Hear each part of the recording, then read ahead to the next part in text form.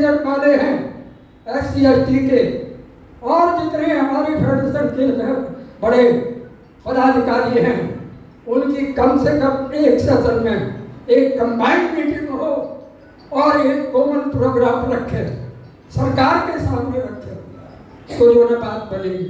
सम्मेलन अच्छा हुआ, लेकिन दुर्भाग्य से हमारे ही लोगों ने उस संगठन को भी तोड़ दिया, यहाँ तक कि उनका फर्नीचर भी जो ना गायब करवा दिया।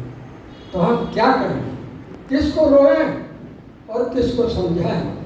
समझ में नहीं आती कि हम लोग एक ही बात में रह गए कि ये मेरा लड़का है, ये मेरी लड़की है, मैं इसके विरोध में नहीं, लेकिन वो पढ़ा दिए, काम कर दिए।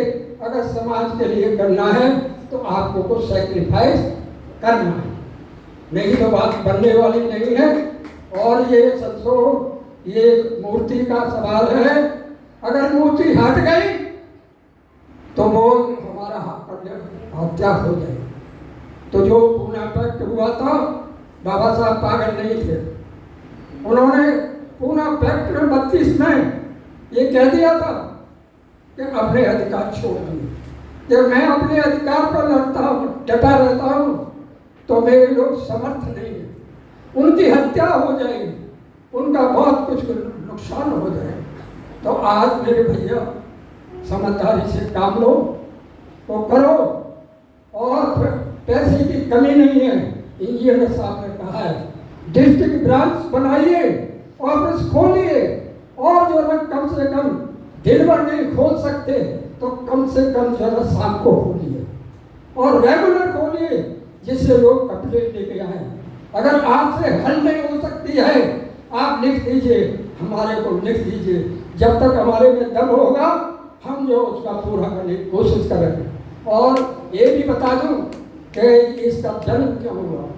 सेवा स्तंभ का जन्म जब हुआ, 5 ऑर्डर निकल चुके थे, जिसमें हमारे रिजर्वेशन के ऑर्डर खराब हुए थे और हमारे ऊपर अत्याचार थे। तो ये फेडरेशन का कोई जो नहीं था, तो हमें उस फेडरेशन की स्थापना संजीवा जी ने उस समय की थी कि ये फेडरेशन हमारे लोगों की, हमारी माँ बहन की रक्षा करेगा।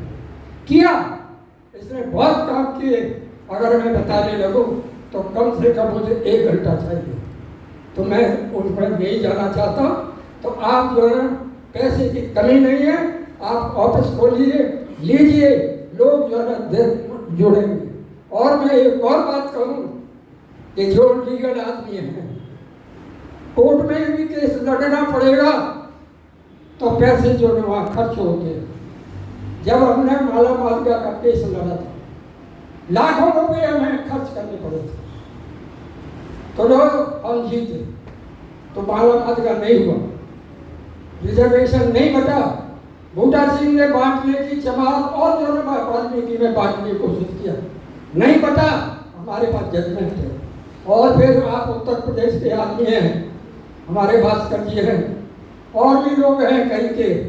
ये जो बात है सीधी सी कि ये जो बात रिजर्वेशन की जो है, तो अब सुप्रीम कोर्ट में भी पैसा लगता है, हा?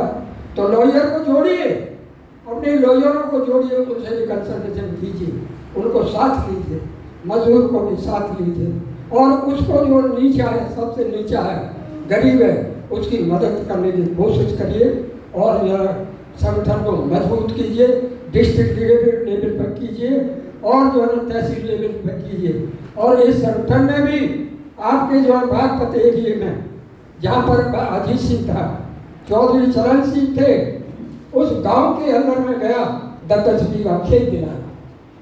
तो बात ऐसी है, सब कुछ होता है, लेकिन हमारे लोगों को बहका लिया जाता है कि राजनीति में ले जाते हैं, राजनीति में ले जाके गुलाम बना के अफीम की गोली चला के अपना काम कराते हैं। तो आप सावधान हो जाइए, कर सकते हैं, आप कर सकते हैं, और नहीं तो किस्म खाइए। जैसे बाबा साहब ने जो 1917 में जो बड़ौदा में कहा था कि मैं चाहे कुछ भी हो, जब तक ये अत्याचार बंद नहीं होगा तब तक जो है हम जो है ना चैन से नहीं बैठेगा।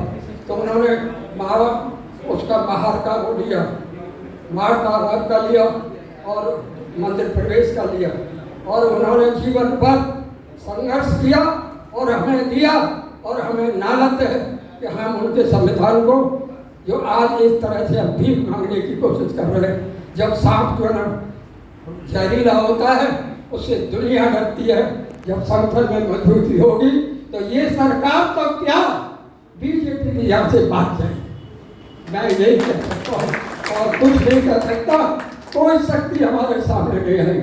मेरे को जो पता लगा है कि नेक्स्ट में ठाकुर लॉबी भी जो सामने आने वाली है, ठाकुर लॉबी सामने आने वाली है, ब्राह्मण लॉबी उससे मिलने वाली है। तो वो मिल गए तो हम SC ST और ये जरा आपस के भेदभाव दूर करके हम क्यों नहीं मिल सकते तो आवाज दीजिए, हाथ उठा के दीजिएगा, मिलेंगे और मिलाने की कोशिश करेंगे और संघर्ष करेंगे, बाबा साहब के संविधान को जाने नहीं देंगे। और इन्हीं शब्दों के साथ मैं ये कहता हूँ कि आप जाग जाइए, नहीं तो पछताना पड़ेगा। जय भीम, जय भारत।